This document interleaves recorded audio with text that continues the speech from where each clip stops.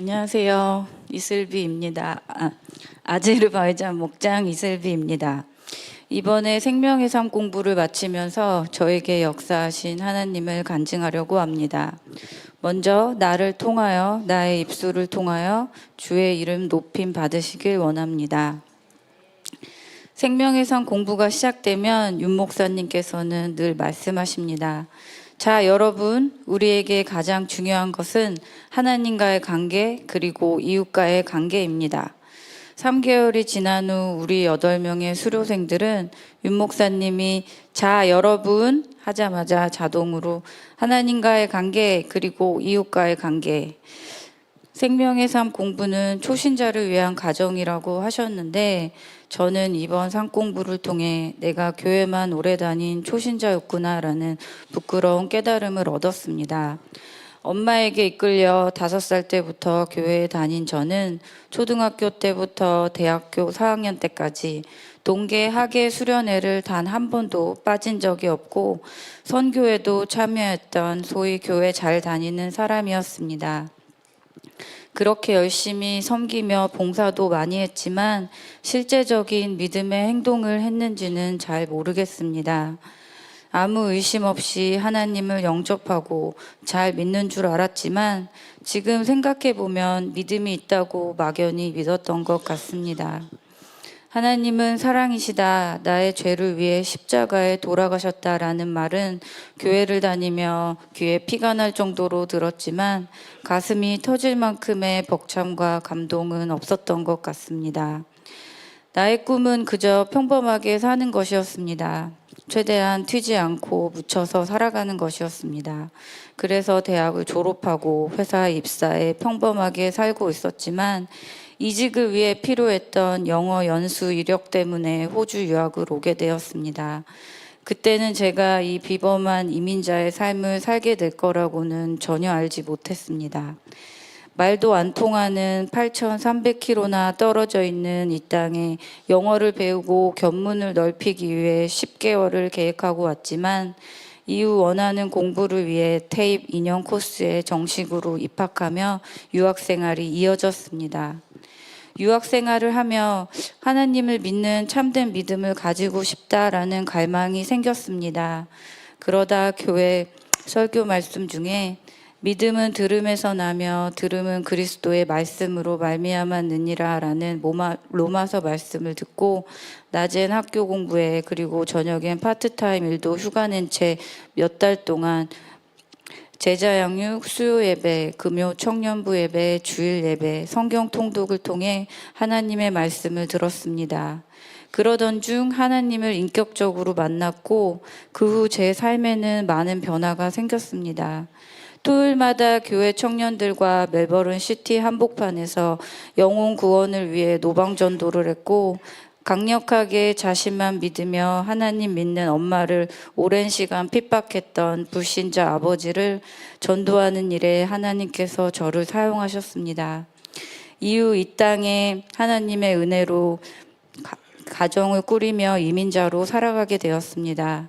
저는 호주 안에서 주를 2번이나 이동했습니다. 다들 호주에서 가족을 다 데리고 주를 이동한다는 것은 이민을 새로 시작하는 것 같다고 말합니다. 맞는 말입니다. 운전면허증도 차량 번호판도 다시 달아야 합니다. 그렇게 2번의 주 이동을 거쳐 이곳 시드니까지 오게 되었습니다. 교회는 어디에나 있는 줄 알았는데 막상 이주해 보니 교회를 찾는 것이 쉽지 않았습니다. 그러다 보니 교회 없이 지낸 시간도 때로는 길었습니다. 그렇게 하나님의 인도하심으로 교회 생활을 하며 지냈습니다. 저는 호주에서의 이민 생활은 막연히 힘들다라는 생각을 오랜 시간 해온 것 같습니다. 비자의 문제, 높은 물가 같은 경제적 문제, 언어의 문제, 때마다 찾아오는 향수병과 또 도와줄 가족 하나 없이 터울 없는 새 아이를 양육하며 겪는 어려움들은 내가 이민을 하지 않았더라면 덜 힘들지 않았을까 하는 원망 섞인 생각을 하고 입 밖으로 불평불만을 쏟아놓곤 했습니다. 이런 저를 보며 당시 믿음 좋으셨던 권사님은 예전에는 애 6도 낳아도 밭일하고 나는 애 둘을 업고 안고 산기도 다녔어 라고 말씀하셨습니다.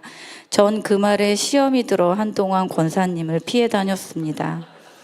나의 신앙생활은 내가 하나님을 인격적으로 만났던 그때와 너무 다르게 믿음 없는 삶으로 흘러가고 있었습니다.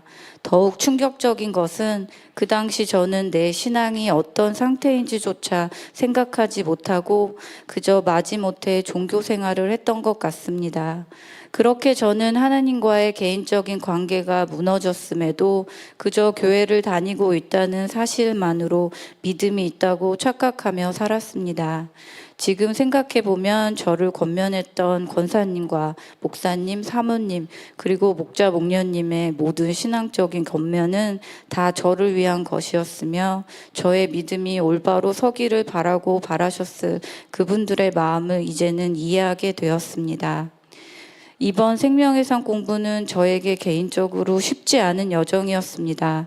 교회와의 먼 거리, 그리고 늦은 저녁 시간이라는 환경이 내가 꼭 그 자리에 가야 하나 하고 자주 갈등하게 만들었습니다.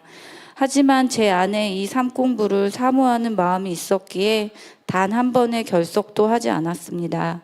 지금 생각해보면 나를 변화시키고자 하시는 하나님의 강력한 부르심이었습니다. 하나님의 부르심에 즉각적으로 반응하는 것만이 내가 영적으로 살 길이라는 것을 깨닫습니다. 하나님께서는 말씀으로 우리를 이끄시고 말씀을 보고 말씀을 있는 그대로 믿는 것이 우리가 해야 할 일이라고 윤 목사님께서 말씀해 주셨습니다. 성령에 대해 배운 후 지난 4월 21일 성령 체험 시간에 대예배당에서 아주 잔잔한 찬양 속에 20분 동안 각각 떨어져 앉아 조용히 기도의 시간을 가졌습니다. 이 시간을 위해 기도 제목도 미리 준비했지만 솔직한 마음으로 이 짧은 20분의 시간에 내가 정말 성령님을 체험할 수 있을까 하는 의심도 들었습니다. 성령님의 임재를 간절히 구하고 사모하는 기도를 하였고 어느새 성령님의 임재가 느껴졌으며 눈물이 하염없이 흘러내리기 시작했습니다. 성령님은 내 안에 계시며 지금도 나를 위해 일하고 계심을 온전히 느낄 수 있었습니다. 20분이 지났고 찬양도 멈췄지만 가슴 벅찬 은혜가 가득했습니다. 하나님과 나와의 관계가 가장 중요합니다. 그것이 십자가의 세로 기둥이기도 합니다. 저는 이것을 위해 이제 살아가고 싶습니다.